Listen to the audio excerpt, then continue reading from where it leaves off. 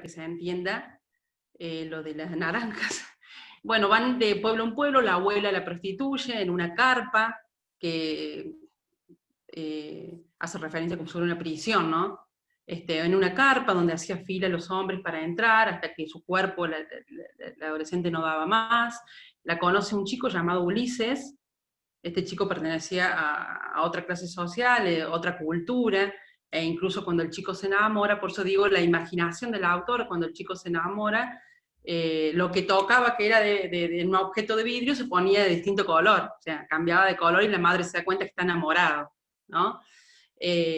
Entonces es quien la ayuda, digamos, quien termina matando a la abuela, apuñalándola, y la abuela, en lugar de salirle sangre, sale líquido verde, un estilo de bruja, ¿no?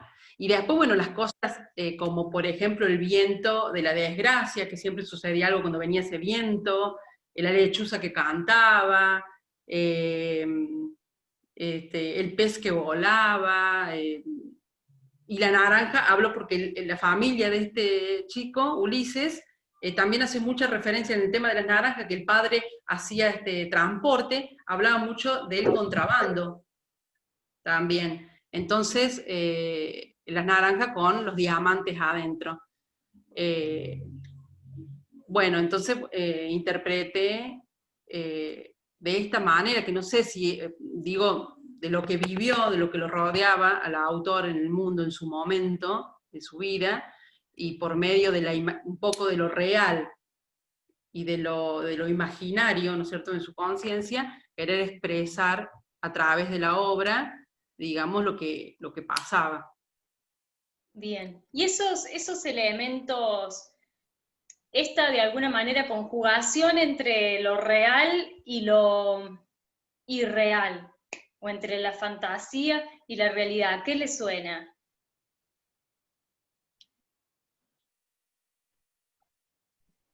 Y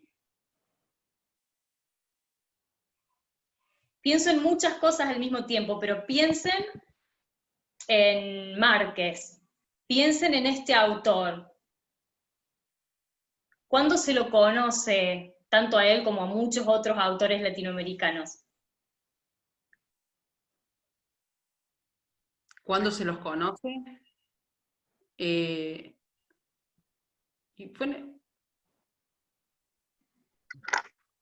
bueno, esta historia pasó en el siglo XX. Perfecto, sí. Sí, Ah, bastante cerca al muy tiempo bien, que vivimos, exactamente. ¿no?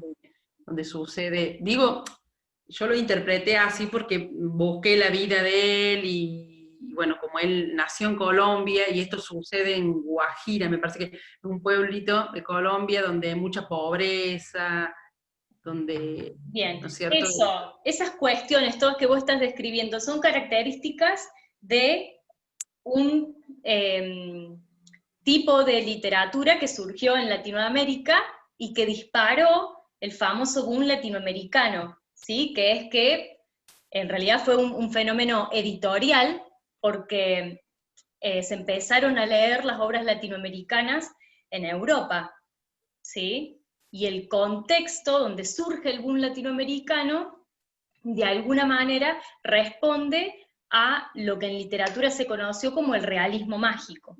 Realismo mágico, sí. ¿Sí? Esto de que podamos encontrar en la obra de Márquez algunas cuestiones que son como raras, entre comillas, mágicas, ¿sí? Que por ahí no sabemos cómo explicar, tiene que ver con esto, ¿sí? El realismo mágico, de alguna manera, una de las características que tenía era poder expresar o poder mostrar la realidad de Latinoamérica, cómo nosotros pensamos. No sé si ya abordaron el realismo mágico. ¿Tienen literatura Solamente con esa latinoamericana obra. este año? No, no. No. Ah, perdón, bueno, lo van a ver el año que viene seguro. No, lo mismo, No, lo pero sí. leímos en realidad por una práctica docente que lo estaban leyendo alumnos Ah, en colegio de quinto año y lo leímos para saber qué estaban tratando ellos. En realidad era por eso, ¿no? Que lo leímos nosotros acá en la carrera, digamos. bien, bien, bien. Sí. Y la verdad que a mí Claro, me pero encantó y dije, bueno, aproveché y busqué todo lo referido a García Márquez, digamos, de sus obras, otras obras, y bueno, y empecé a leer todo y bueno, y quise usar esa obra, digamos que sí, si bien estaba lo mágico, la fantasía también, la imaginación, y bueno, digo, eh, utilizo la obra esa para, pensé que usted la conocía, y bueno, mis compañeros también la habían leído, entonces digo, bueno, porque es un poco más larga, no tanto, no es tan larga, pero La había sentido nombrar, ahora que me contaste un poquito el argumento, la verdad que es muy interesante. Pero bueno, quería decirte, Ro, para que más o menos te quede en limpio. Si vos sí, abordás a un autor desde varias obras y podés encontrar qué es lo recurrente, podés hacer un estudio fenomenológico. Si te vas a parar desde el contexto del autor y desde el contexto en el que fue producida la obra, vas a hacer más bien un estudio hermenéutico, ¿sí? Y si te paras bien, desde más, digamos, lo que más prima en tu análisis, si es tu interpretación o quizás una interpretación particular de una época dada, que vos decís, ah, mira qué interesante esta lectura de esta obra en tal época, y hablas de eso, te paras desde la recepción de ese momento, o desde lo que para vos como receptor de esa obra, te dice esa obra, ¿se entiende? sí, sí, Decíamos hace un ratito, no es fácil trazar la línea que divide a una escuela de otra, pero ustedes lo van a poder identificar en los distintos estudios eh, críticos de literatura que lean, porque van a ver que algo prima más que otra cosa, ¿sí? Si yo veo que se hace mucho énfasis, que un análisis me describe detalladamente un contexto en particular para explicarme una obra literaria, bueno, entonces digo, me está explicando desde la hermenéutica, ¿sí? Si trato de rastrear qué es lo recurrente en las obras de determinado autor, bueno, me está analizando desde la fenomenología. Y si se hace énfasis en las distintas interpretaciones que tiene la obra desde distintos contextos, me paro desde la teoría de la recepción. bien, profe, Sí, es decir, que con lo que estás diciendo, eh, estas escuelas de hermenéutica, la fenomenología, teoría de la recepción, el psicoanálisis, en realidad es lo que identifica la crítica que un teórico hace de una obra en particular. No que la obra en particular pertenezca a la hermenéutica, al psicoanálisis, sino que si conocemos una crítica de una obra en particular, depende cómo sea esa crítica, la vamos a poner dentro de una de esas escuelas. exacto, Martín, sí, sí. No es que las obras literarias sí o sí pertenecen a determinadas escuelas. Distintos van a ser los movimientos literarios. Por ejemplo, ustedes van a estudiar, por ejemplo, obras de literatura española que se incluyen dentro de, por ejemplo, el Renacimiento, el Barroco. Esos movimientos literarios ya son otras cuestiones. Son formas estéticas de construir los textos y esos rasgos se tienen que ver en la obra para poder decir, ah, esta obra es barroca, esta obra es renacentista. ¿Sí? Ujú, Pero estas entiendo. son escuelas de análisis. Y no es que Ujú. las obras ya tienen características para decir, ah, esta pertenece a la hermenéutica. No, son métodos o formas de analizar la literatura. bien. Bien.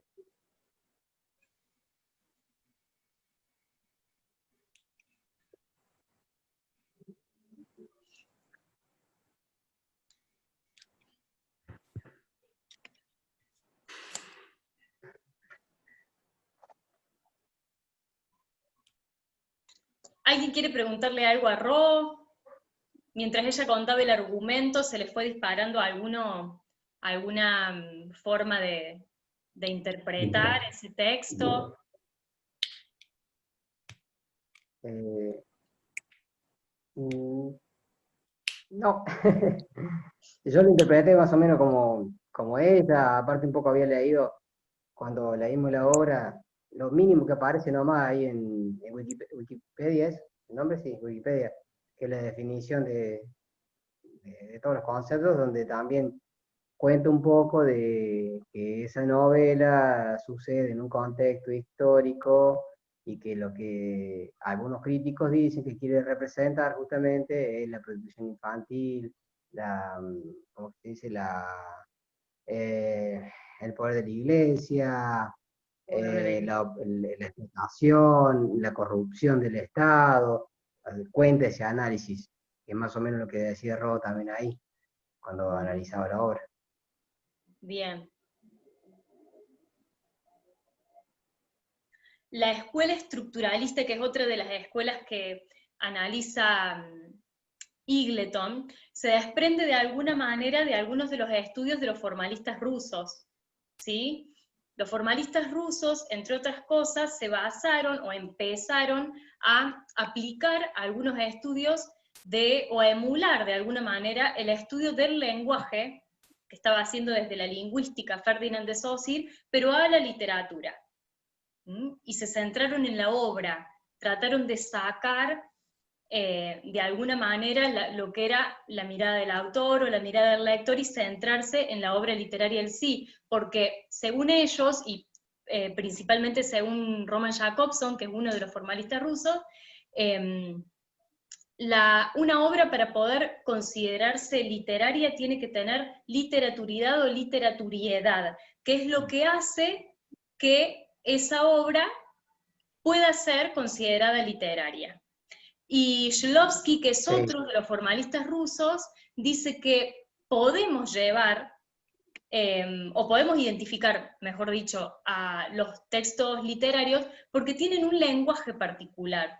Y en ese lenguaje particular se logra a través del proceso de extrañamiento, le llama Shklovsky, que es, bueno, someto al lenguaje ordinario a una suerte de desautomatización, ¿sí? Como que de alguna manera nosotros siempre hablamos de la misma forma en lo cotidiano y de esa manera se automatiza el lenguaje y que la literatura lo que hace es desautomatizarlo, ¿sí? Es hacer foco en que, bueno, no digamos las cosas como siempre las decimos. En eso consiste, digamos, el trabajo del escritor, en poder decir de otra manera lo que decimos de manera ordinaria o cotidiana. En el estructuralismo, bueno, función... perdón, sí. No, disculpa, tiene que ver que es la función poética que resaltaba Jacobson. Exacto. Literaturiedad o literaturidad. Sí, bueno, él parte de ahí, de estas cuestiones que en realidad tienen que ver con el esquema de la comunicación, del código, del emisor, de qué sé yo. Bueno, él dice, el lenguaje literario o poético se centra en el mensaje mismo. Por eso ellos se concentran en estudiar, bueno, a ver, ¿y cómo se puede identificar el lenguaje literario? ¿Qué es lo que hacen los autores para que nosotros podamos decir esta obra es literaria?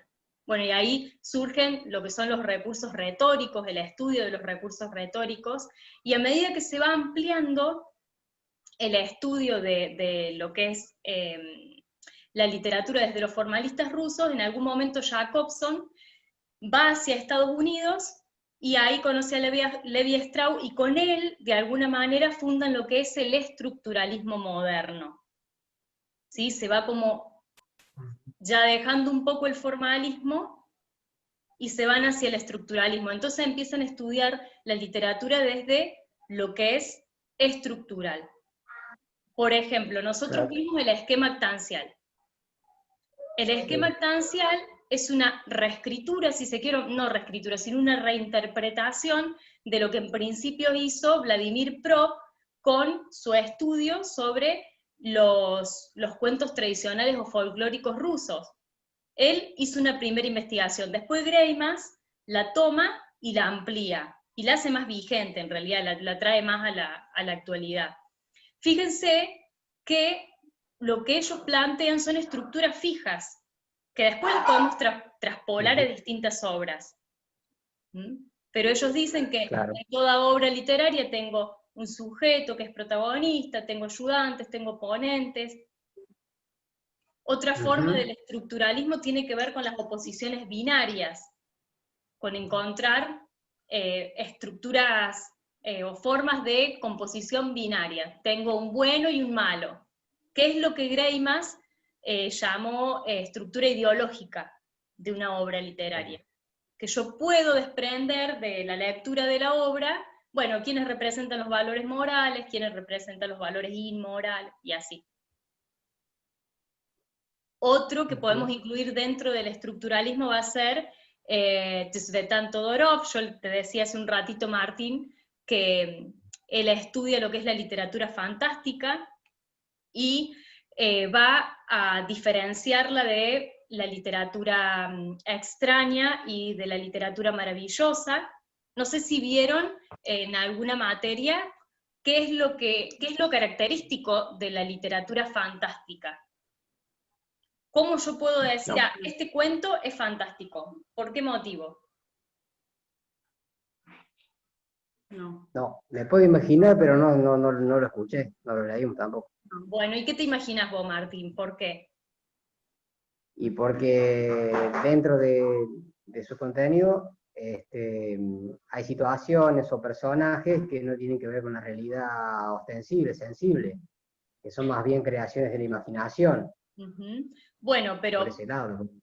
Pero Todorov dice que eso que pasa en el fantástico también pasa en el maravilloso y en el extraño. Entonces, ¿cuál es la línea que los divide a los tres? Claro. ¿Alguno leyó Continuidad de los Parques? No. Bueno, cuando terminen el Zoom lo leen porque es recortito, de ser una página o 2 páginas, dependiendo de la letra. Y lo que van a ver en esta obra, cuando ustedes terminen de leer el cuento, no pueden determinar con certeza qué es lo que pasa. O sea, van a quedarse, digamos, vacilando entre una interpretación y otra interpretación. Eso lo logra la literatura fantástica. Cuando de alguna manera yo puedo dar una explicación de eso que leí, bueno, lo que pasó fue esto, y doy una explicación, qué sé yo, supongamos desde, no sé, desde la ciencia, o lo que pasó es esto, esto y esto. Cuando puedo dar una explicación, entonces el texto es extraño. Y lo que diferencia a estos tres del maravilloso es que en el maravilloso tenemos personajes que son, por ejemplo, hadas, duendes, no son personas humanas, sino que se incorporan en la trama personajes que no son realistas, ¿sí? No son personas, pueden ser animales. Esas son las tres grandes diferencias que establece Todorov. Y otra de las cuestiones que él estudia muchísimas más cosas, yo no les voy a poder decir todo porque no termino más, pero también la cuestión del doble. Del bueno y el malo, de eso que decía primero. Sí, que en literatura podemos, en la literatura fantástica, encontramos también personajes que funcionan con una doble personalidad, o con dos facetas, que siendo uno, también son dos. Eso se los digo para que ustedes en algún momento cuando puedan amplíen, ¿sí? en lo que es toda la formación académica de ustedes. Aparte de estas escuelas, otra que, porque no eligieron tampoco, es creo el postestructuralismo. El postestructuralismo se va a basar en la filosofía de Jacques Derrida. Derrida va a plantear la idea de deconstrucción, de que el lenguaje de una obra literaria puede ser deconstruido e interpretado desde esa deconstrucción. Y normalmente, bueno, una de las críticas que le hace Eagleton es que recae de alguna manera en las oposiciones binarias que cae el estructuralismo. Por eso también esto se llama postestructuralismo. Y para que ustedes lo identifiquen más rápido, por ahí una forma de análisis postestructuralista, van a ser aquellas obras que analizan, por ejemplo, la figura de la mujer en contraposición a la figura del hombre, el machismo y el feminismo, por ejemplo. Hay una obra literaria que surge a partir de otra. No sé si escucharon alguna vez la historia de Jane Eyre, o la leyeron o vieron la película. No. Bueno, esa es una obra, si se quiere, reconocida mundialmente, pero otra escritora hace una reescritura de esa obra y toma el personaje de la loca de Jane Eyre, y escribe la historia para, de alguna manera, dar respuesta de por qué esta loca está loca. Y nos terminamos dando cuenta, cuando abordamos ese texto, que esta loca termina siendo loca porque, por ejemplo, quien fue su marido la saca, vivía en el Caribe, y él se la lleva a vivir a Londres. Opuestos ahí tenemos, ¿sí? Calor, sol, a Londres, ¿sí? Frío, encierro, y ella se vuelve loca por esa cuestión. De alguna manera ahí tenemos una forma, yo tengo un trabajito hecho de esa obra, y ahora me arrepentí de haberlo hecho, pero no importa, tengo otra forma de pensar ahora. Pero en aquel momento yo leí esa obra, si se quiere, desde una mirada postestructuralista, porque yo buscaba, bueno, a ver, ¿cuál es el lenguaje hegemónico, patriarcal, ¿sí? Machista, que llevó a este personaje a volverse una loca? Y doy respuesta a ese interrogante. Eso ya entraría como postestructuralismo, se trata de deconstruir de alguna manera el lenguaje de la obra. Y no sé si me faltó explicar a alguno. Bueno, hay aparte de, yo creo que no me animo a incluirlo en ninguna de estas que hemos visto, pero otras formas de analizar la literatura, por ejemplo, es la literatura comparada. Julia Kristeva creo que es que aborda o acuña el término de la intertextualidad, basándose en las ideas de Bakhtin. ¿Se acuerdan cuando trabajamos Bakhtin con el dialogismo? Bueno, ella amplía su mirada y va a la intertextualidad, dice que todo texto es mosaico de otro texto. Entonces la literatura comparada nos permite abordar reescrituras de obras universalmente conocidas, por ejemplo. Otra forma de abordar la literatura puede ser la ecocrítica, que es de alguna manera la defensa de la naturaleza a través de la literatura. O sea, hay muchas formas. Puedo también abordar la literatura desde la política, ¿sí? Desde mecanismos políticos, las políticas, desde la sociología. O sea, es muy amplio. Lo importante es que yo sepa pararme. Es mejor que en lugar de decir, bueno, a mí me parece que esta obra dice tal o cual cosa, yo diga, bueno, a ver, desde esta filosofía, ¿cómo podría abordar esta obra literaria? ¿Sí? Eso es mucho más académico que quedarme solamente en mi propia interpretación. Bueno, y como siempre me voy por las ramas, les pido disculpas. Creo que se vio Nati, perdón. Perdón. Estoy asustada porque se me va el internet. Ay, Nati, vos cortame, porque yo arranco y no paro más. Y a mí se me cortó. ¿Me escucha bien? Sí, Sí. voy a apagar Se me baja un poquito el internet y se corta. ¿Vos me ves bien? Sí, te veo y te escucho perfecto. Yo voy a apagar el micrófono. Porque si no quedo así como tildada.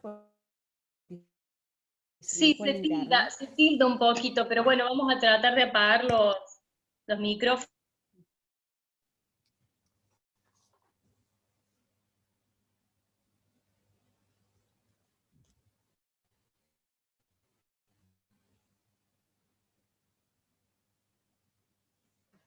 Bueno, empiezo. ¿Empiezo? Bueno, yo elegí la escuela del psicoanálisis. Voy a explicar de nuevo el psicoanálisis. El psicoanálisis es una práctica terapéutica y una técnica de investigación. Tiene como objetivo el estudio y la investigación del tratamiento de los problemas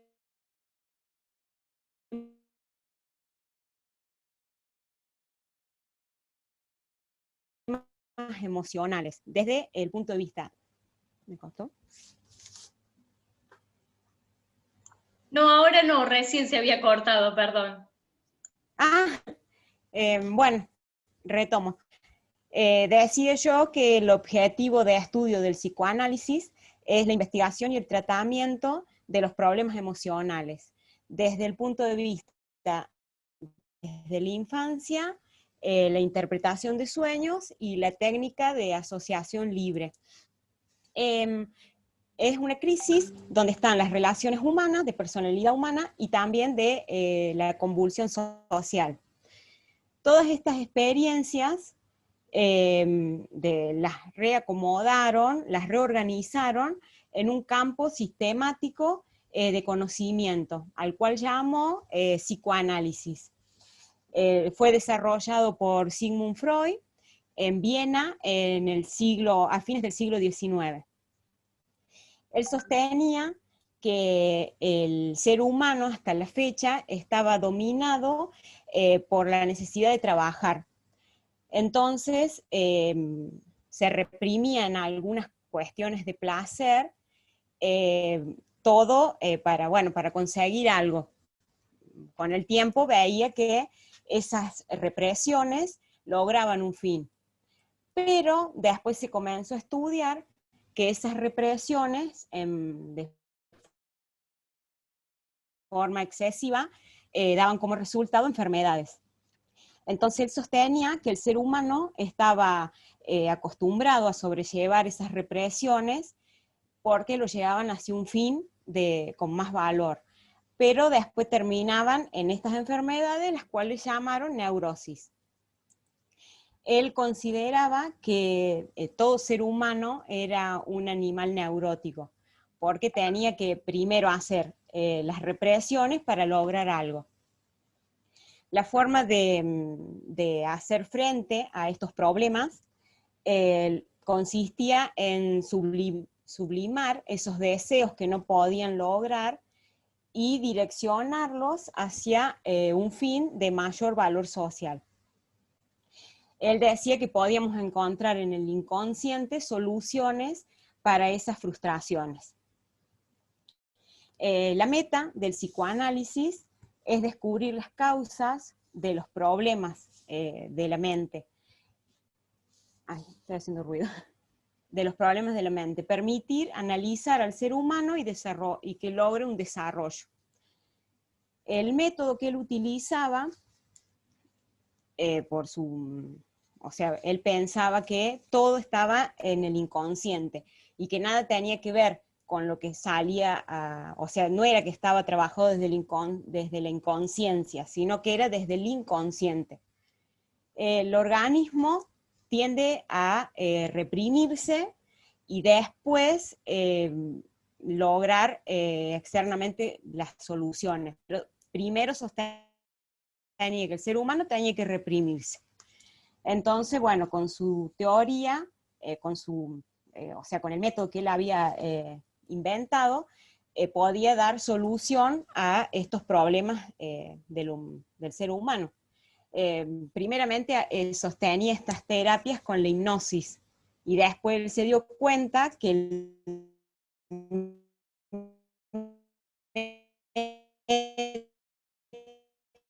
método que le resultaba mejor, argumentaba que estaba dividido en 3 instancias, que a su vez trabajaban como una unidad. Se llama el consciente, el preconsciente y el inconsciente. En el consciente es donde está el conocimiento y la información externa e interna, y lo llama el yo.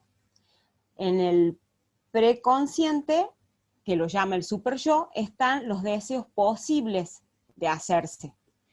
Y en el inconsciente, o el ello, están los deseos reprimidos, lo inaccesible y la memoria, la memoria. Su técnica era poder llevar la teoría esta que él sostenía a la práctica. Entonces se basó en estas emociones libres. El paciente debía expresar sus memorias del inconsciente verbalmente. Esto, bueno, fue lo que él llamó asociación libre. Bueno, yo después había preparado otras cosas, pero hablaba todo de la obra literaria. Prefiero, antes que se me corte, decir a la obra que yo adapté esta teoría, esta escuela del psicoanálisis. Yo elegí una obra que se llama La última lección. Es una obra de Randy Pausch, y en la cual apliqué esta técnica del psicoanálisis, la asociación libre. El autor, en su obra, puede expresar sus miedos, sus logros, y hasta aquello que él no va a poder cumplir. La historia es basada en un hecho real, que es la vida de Randy Pausch, que es un profesor de ingeniería, el cual le diagnostican cáncer de páncreas terminal, y él era esposo y padre de 3 hijos. En conjunto con cuando él está en los tratamientos del cáncer, no había dicho nada, y llega a las instancias finales del año, y los profesores del colegio donde trabajaba le piden un trabajo final que lo hacen todos los profesores, y se llama La última lección, que consistía en que cada profesor debía imaginarse, visualizar el último día de su vida, o sea, visualizar la muerte, y desde ese punto poder compartir una reflexión para sus alumnos y que les dejara una última lección. Sin saber los profesores que él estaba viviendo su última lección, como quien diría, pero con la vida misma. Entonces él se posiciona y visualiza, y no sabe si hacer esa lección, porque él era muy dedicado al trabajo, estaba también hablando con su esposa, y no quería dejar los últimos días de su vida en el trabajo, sino compartirlo con sus hijos y su esposa. Entonces están en una sesión con una psicoanalista, y ella le dice que ella no puede decirle qué debe hacer y qué no, que él mismo lo tenía que solucionar. Entonces él se queda sentado en su habitación y reflexionaba si era o sea, si él debía hacer ese trabajo o debía dedicarse a sus hijos para que sus hijos lo recordaran, vivir los últimos momentos con ellos. Entonces él, como por arte de magia, se le viene un recuerdo de su papá que le dice un consejo que a él le quedó grabado en ese momento. El elefante de la habitación hay que presentarlo, le dijo. Entonces él lo tomó porque su papá siempre era cuando él tenía miedos a enfrentar algo. Entonces a él se le ocurrió en ese momento que debía hacer este trabajo de la última lección. ¿Por qué? Porque él o sea, sus hijos eran muy chiquitos y no lo iban a poder recordar, a no ser que la mamá o alguien les explicara cómo fue su papá. Entonces él dice, si yo represento en esta última lección mi vida, les voy a dejar algo más importante que lo que alguien les pueda contar. Entonces él toma esa decisión.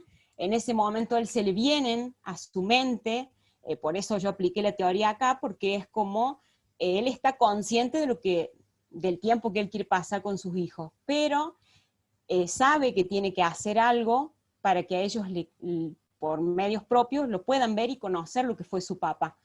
Entonces, en su inconsciente, él tiene como memoria que él pasó una niñez hermosa, con unos padres, hermanos, y lo más importante es que él tenía sueños, y esos sueños los pudo, mediante metas que él se propuso de niño, los logró. Entonces, él dice, mi última lección se va a llamar, ayuda a cumplir los sueños de la niñez. Entonces, él habla a los profesores y dice que él va a presentar la última lección.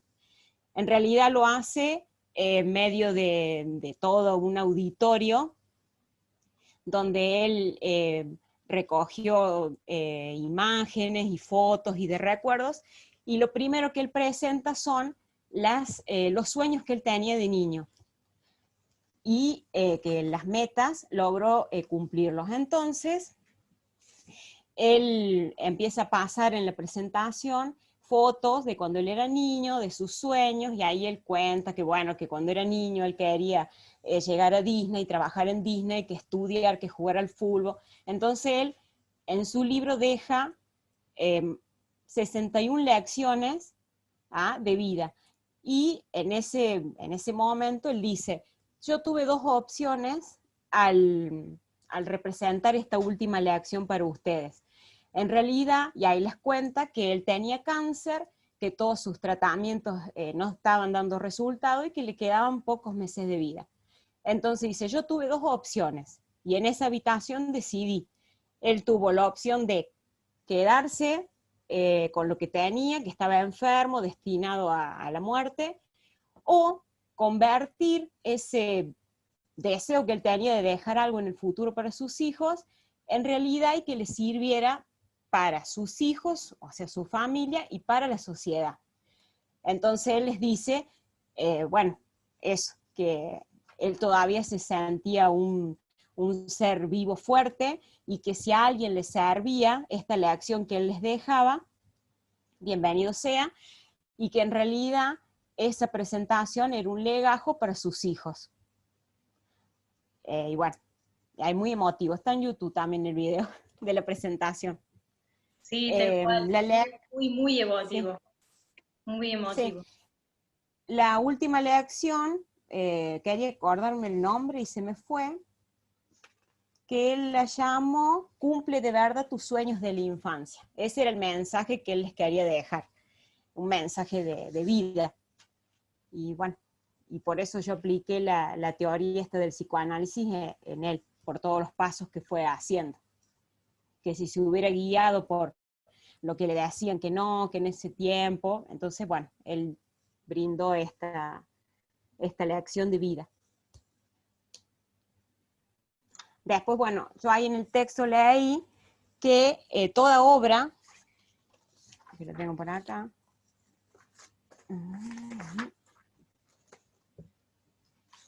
bueno, que toda obra puede ser analizada del psicoanálisis, en fin, porque determina el por qué la mayoría de la gente elige leer textos que lo orienten al placer. O sea, cada persona quiere, aunque sea de las obras, lograr tener ese placer y no otras cosas. Después también habla de las cosas que hacen a la felicidad. Entonces, si estas obras logran aumentar la felicidad, eso es lo que necesita la gente. Aunque tampoco se entiende, analiza todo eso también, tampoco se entiende porque hay un gran número de gente insatisfecho, y que son las partes de que provocan las rebeliones. Eso era. Nati, cortamos Sí. y volvemos a entrar, ¿sí? Así te podemos hacer una devolución, y ya 15 minutitos y cerramos.